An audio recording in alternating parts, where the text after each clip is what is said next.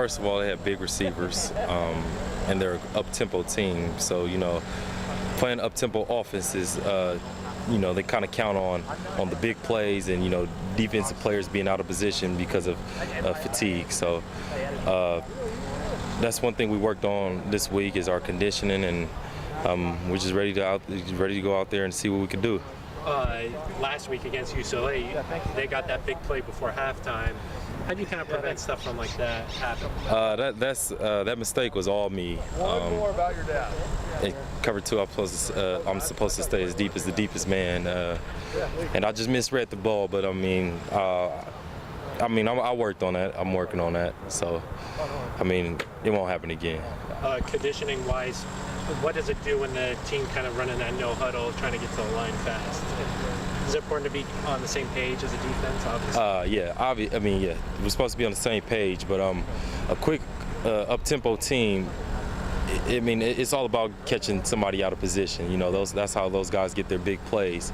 So, this week in practice, we ran from the huddle, from when the ones were getting reps, we ran from play to play. So, we got set up, and, the scout team tried to run their play in, I think, about 25 seconds. So, it was just, that was our conditioning, trying to get back. It was very tiring. Tough to do that on the road, in a hostile environment, too. On the road, for defensively, hearing calls, getting the calls out, I think it's kind of easier because the road, the home crowd is trying to be quiet for the offense. So, it really doesn't affect us really. We just can't let the big plays happen to get their crowd to motivate them. So that's one thing we can do. Nice this season for the defense to be getting some love.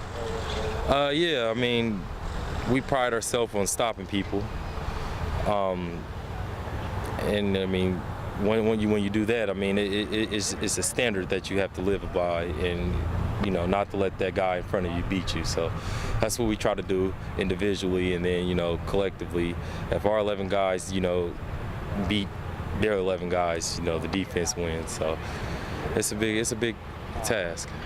And going down to Arizona and playing in the zoo was quite an experience. You feel like that hostile atmosphere, because Rose Bowl, it's a great venue, but it wasn't as packed or as rowdy as it probably will be in Arizona. Yeah, last year we played Arizona here, and so I wouldn't know how the Tucson crowd is.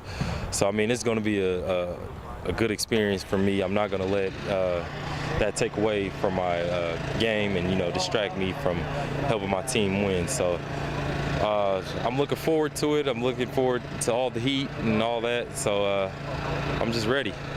Jovan is from Tucson, guy on the roster from Tucson. He's now in Team Black. Have you guys been picking his brain about the area or playing against Arizona? He's told us, it gets hot down there, obviously in Arizona, and that's about it. I know that he's from Tucson, so him getting tickets is a must this week. So that's one big thing he's trying to do. From what you've seen as he's transitioning to the secondary, how's he doing back there? He's doing real well. For him to, transfer over this late, as far as, fall camp, and it's a big deal transferring from offense to even, just the secondary. It's a big task, and he has handled it well. He's, in the film room with those guys a lot, and, he's making plays, if he's on a scout team or he's over here running with the defense in practice. So he's just making plays around the board. For Arizona, they run what they call a 3-5-5 defense. For those who maybe don't understand it from a defensive perspective, can you kind of break down, explain it to us like kids, what that means and what they do differently? Well, 3-5-5. 3 linemen, 3 down linemen, 3 linebackers, 5 defensive backs. I'm not sure how that works in the base defense, but it's kind of almost similar to our, nickel and dime, as far as the defensive backs that's on the field.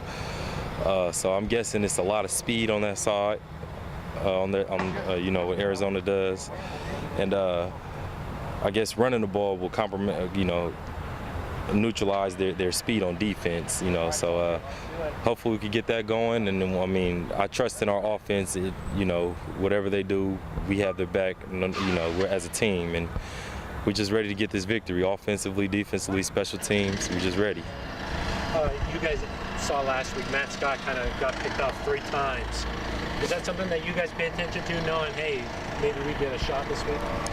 I mean, you could look at it in that viewpoint, you know, oh yeah, we can get a lot of picks on this guy.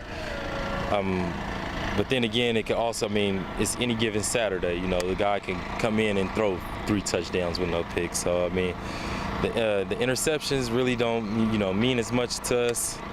I mean, we'll be able to make plays if we're in the right position, and I think that's what our defensive scheme has done this week, is just put us in the right position to make the plays. So, you know, hopefully it'll be a fun one. How important is it to keep him in the pocket?